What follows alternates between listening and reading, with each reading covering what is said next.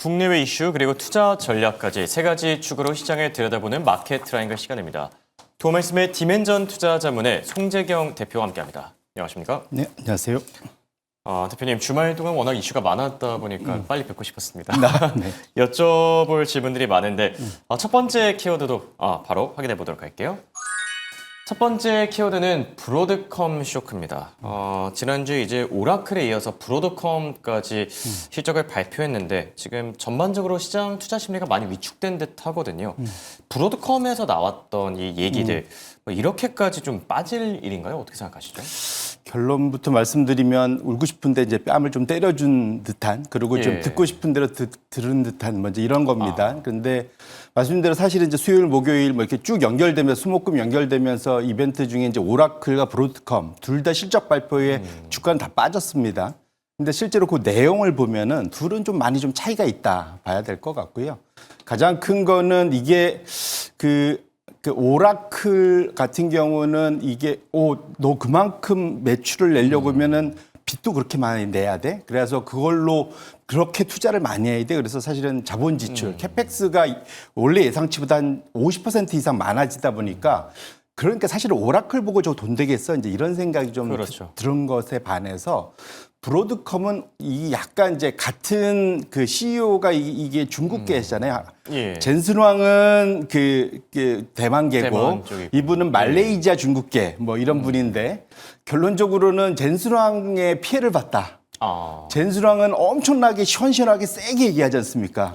저번 실적 발표 때도 뭐 그래프를 뚫고 올라갈 정도로 주문이 들어온다 뭐 이런 식의 좀 과장 내지는 자랑 뭐 이렇게 얘기하는데 이분은 이분 되게 보수적인 조심스러운 그런, 호끗한 되게 보수적으로 얘기를 하는 스타일인데 실제로는 그 얘기를 듣고 애널리스트들은 다 내년도에 대해서 실적치들을 다 업그레이드 다 상향 조정을 했거든요. 그래서 그렇게 놓고 본다면 약간은 제가 말씀드린 대로 브로드컴의 CEO는 젠슨왕 피해를 좀 일부 본 것 같다. 이렇게 봐야 될 것 같고 그렇게 놓고 본다면 아무래도 그 사이 좀 많이 오른 것에 대한 부담 뭐 이런 것들이 결국은 주가를 빠졌는데 결론은 오라클과 브로드컴에 똑같이 한 10% 이상 하락했지만 그 내용은 좀 달랐다. 이렇게 보셔야 될 것 같습니다.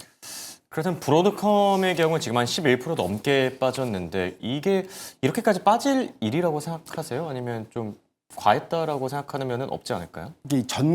이전과 지금이 조금 달라진 것은 그 소위 시장이 일단 미국이 비싸다라는 부담감, 특히 테크 AI 관련주가 비싸다는 논란이 최근 이제 여름 이후 지속돼 왔다는 거. 많이 오르긴 했죠. 그게 첫 번째고 두 번째로는 연준이 우리가 원하는 대로 금리 인하해줬음에도 불구하고 약간은 매파적인 인하였고 그다음에 덕에 더해서 그러다 보니까 작년 이맘때와 비슷한 방식으로 장기물 금리가 지금 사실은 올라가고 있잖아요. 그렇죠. 역으로 그 사이에 빠졌다가 그런 것이 일단 고평가, PR이 비싼 주식에 대해서는 부담을 갖고 있다 보셔야 될 것 같은데 브로드컴이 대표적으로 지금 워낙 그 사이 많이 오르다 보니까 PR이 40배나 거래되고 있습니다. 그러니까 시장 평균에 대해서 거의 2배로 거래되고 있고 1년 사이에 주가가 필라델피아 반도체 지수가 47% 올랐는데 이 브로드컴 주가는 120%, 2배가 넘게 올랐거든요. 그러니까 상당히 많이 올랐기 때문에 어쨌거나 뭔가 핑계를 대고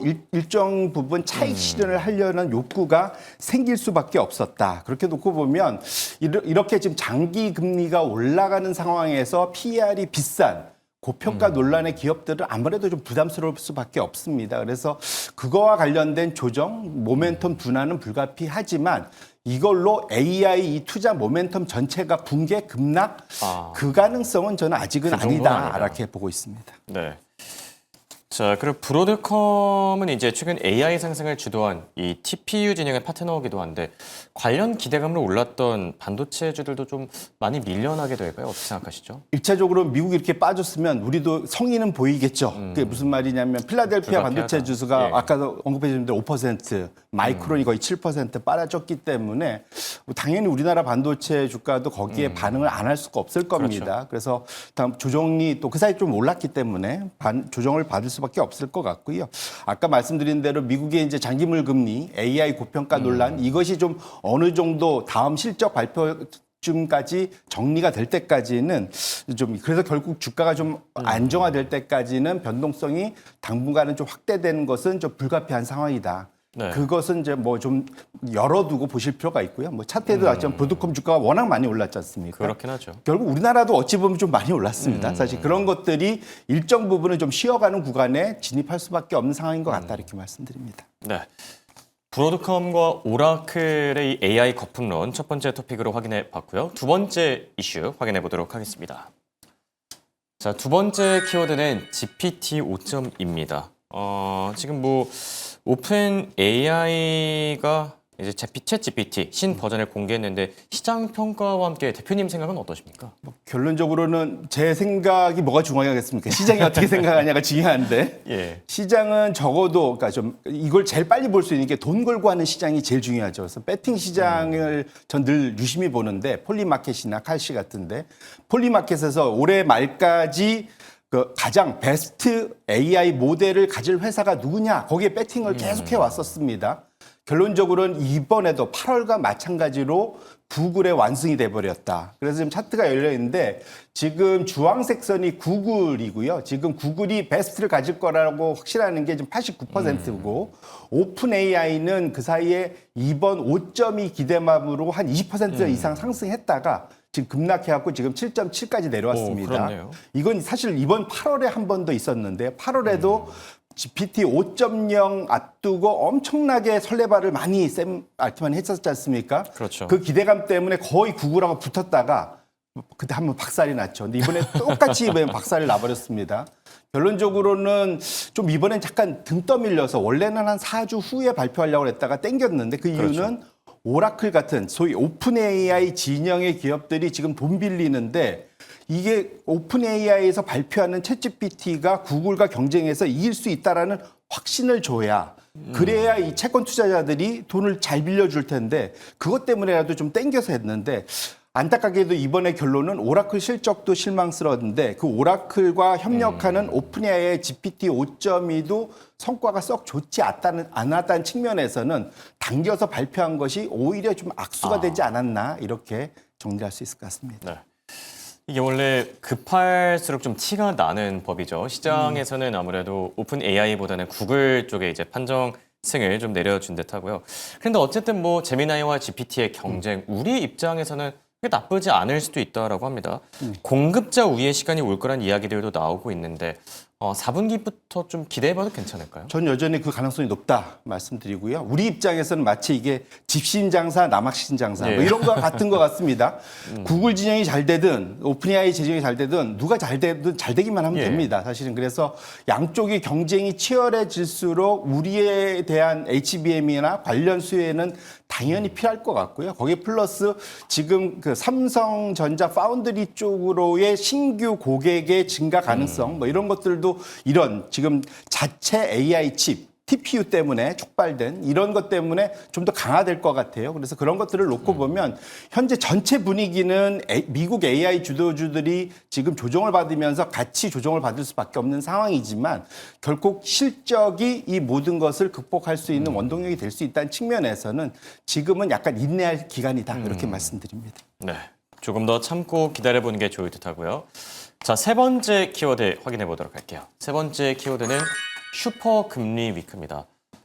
지난주에 이제 FOMC 회의가 끝이 났고 이번 주에는 일본 그것도 유럽 중앙은행이 금리를 결정하는데 일본 같은 경우는 뭐 금리 인상이 거의 기정사실화되고 있죠. 그렇다 보니까 금리를 너무 빨리 올리게 되면은 엔캐리 청산 우려가 커지지 않겠냐 이런 얘기들도 같이 나오는데 대표님 생각은 어떠시죠? 이게 마치 자라보고 놀란 것은 소뚜껑 보고 놀란다고 작년 7월에 우리가 자라를 한번 봤잖아요. 그랬었죠. 그래서 7, 8월에 정신 없었는데 근데 어쨌든 이번에도 지금 약간 지금 전에도 말씀드렸지만 장단기 금리 미국과 일본의 금리 차는 많이 좁혀졌는데 엔화 약세가 상당 부분 서로 벌어져서 이러면 엔화 강세 급반전하면서 엔캐리 트레이드 청산 위험이 재발생하는 거 아니냐 저도 걱정되고요. 그래서 BOJ가 저는 빌런이 될 수 있겠다 뭐 이런 얘기도 전에도 말씀드렸던 것 같은데 근데 다행스러운 건 그 정도까지는 아닌 것 같다. 그렇게 빨리 올리거나 뭐 금리 인상 기조를 강하게 가져가진 않을 거다라는 거죠. 일차적으로는 그렇죠. 근데 그러니까 올리긴 올릴 텐데 올리는 속도를 시장과 맞춰가면서 할 가능성이 충분히 있고요. 이번에는 올릴 것 같습니다. 근데 그 속도 조절을 일부 할 수 있을 것 같고, 그다음에 두 번째로는 작년 이맘때와 지금의 가장 큰 차이는 시장이 엔화 약세를 대하는 태도입니다.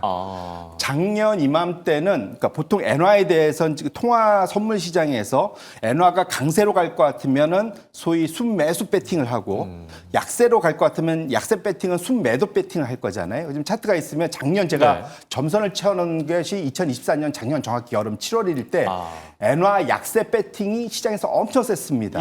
BOJ에서 우린 금리 계속 올릴 거야 얘기했는데도 그래도 엔화는 약세 갈 거야라고 엄청 배팅을 했다는 거죠. 근데 큰 코 다쳤죠. 그렇죠. 그때 난리 나가갖고 이거를 급반전. 그래서 보통 이걸 쇼 커버링이라고 하지 않습니까? 그것이 일어나면서 엔화가 급등을 했거든요. 그래서 160엔대에서 147엔대까지 한 달 사이에 급등을 했었던 그 기간이고요. 지금은 물론 155엔대, 6엔대이긴 하지만 지금 우측에 보시면 현재 상황은 엔화 강세 배팅입니다. 그렇네요. 적어도 통화 선물 시장에서는 엔화의 급격한 순매수, 쇼 커버링이 있을 수 없는 상황이기 때문에 그 급격한 반전은 없을 것 같고요. 근데 다만 조심하셔야 될 것은 지금 일본의 장기 금리가 너무 높아지고 있습니다. 그렇죠. 이것 때문에 미국 금리까지 지금 들썩들썩하고 있거든요. 지금 그래서 일본의 장기 금리가 계속 올라가는 것 자체는 전반적으로 전 세계 유동성에는 좀 부담이 될 수 있어서 오히려 그런 측면에서 일본 금리를 보실 필요가 있겠다 이렇게 말씀드립니다. 네. 자, 그리고 이번 주에 예정된 또 다른 빅 이벤트 바로 마이크론의 실적 발표인데요.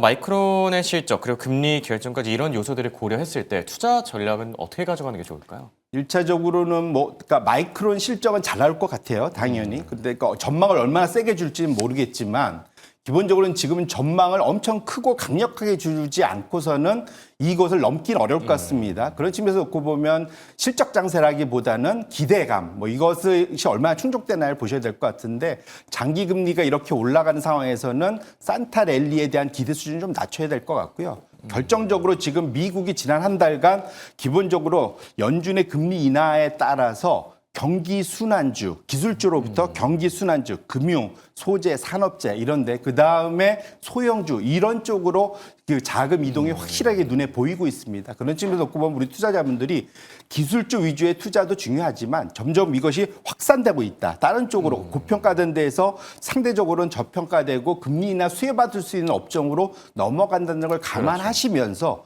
포트폴리오 관리도 그런 쪽으로 좀 다변화하실 필요가 있겠다 이렇게 말씀드립니다. 네.